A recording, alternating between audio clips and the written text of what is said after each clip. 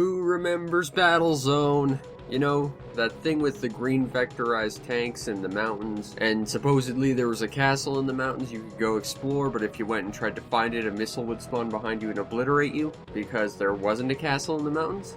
Me, I do, and apparently, so does the N64, because apparently they've got a direct sequel. This is Battlezone Rise of the Black Dogs. I want to say this is a port of Battlezone 2 on the PC, I believe. And while I'm not entirely certain where this falls in the entire Battlezone mythos, I will say that this is kind of an exclusive, because it does have some exclusive stuff, but it is also a port of a PC game. So it's not exactly starting out on the best of feet. So the story is...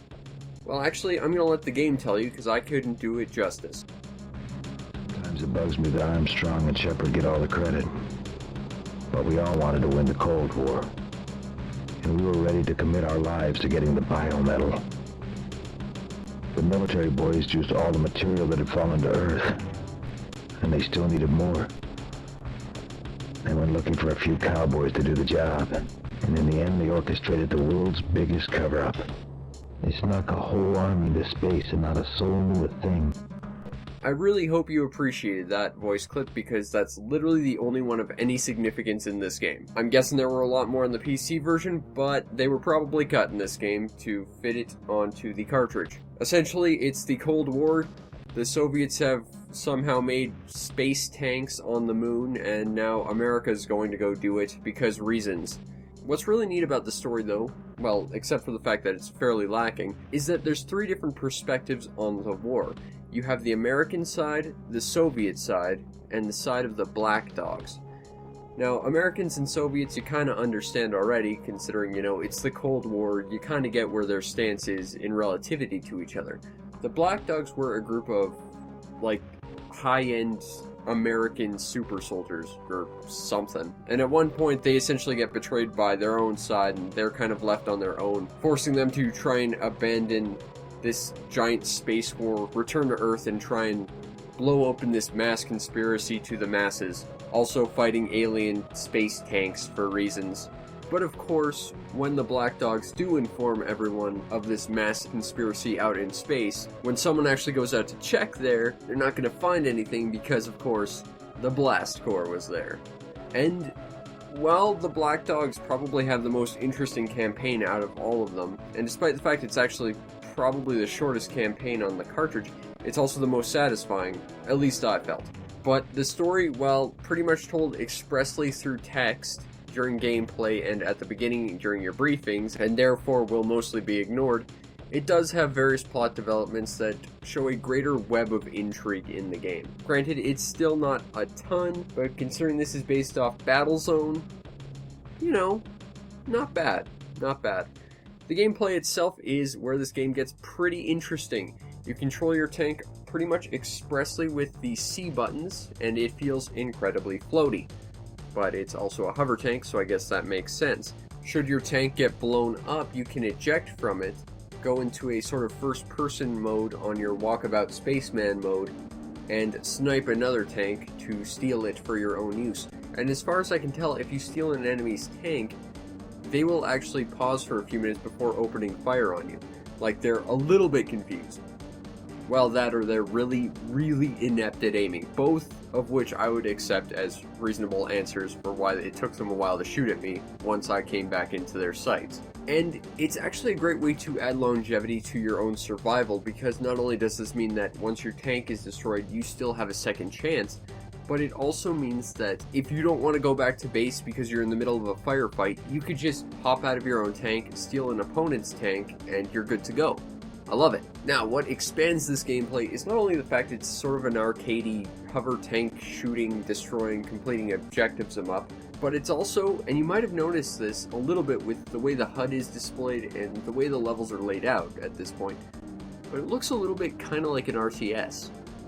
And that's because it is. Using the directional pad, you can select actions by various units, such as, you know, go telling specific attack units to go attack the enemy units, or to go tell your scavengers to collect metal so you can build more units, or whatever. This does get very, very awkward, though, because you kind of aim with the control stick, but you have to go through the menus with the D-pad, and you've got to move your tank with the C buttons.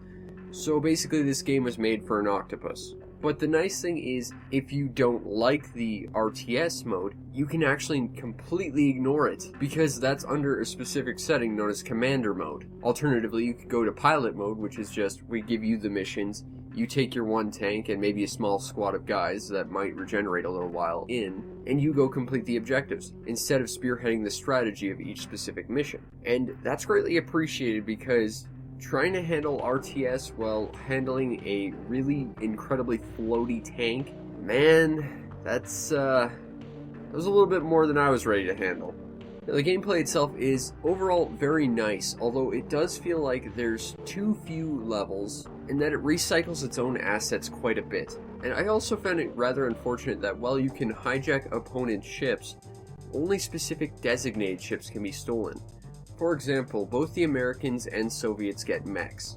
Oddly enough, as far as I noticed, when you play as either of those factions, you never see any. And I think that's because you can't play as them, because running up to them and trying to steal one, I realized you couldn't. I'm guessing that would probably have required a completely different set of, mechanics and physics to operate one of those things, I guess, but still a bit of a shame. Also, alien space tanks cannot be hijacked entirely. And that's just lame.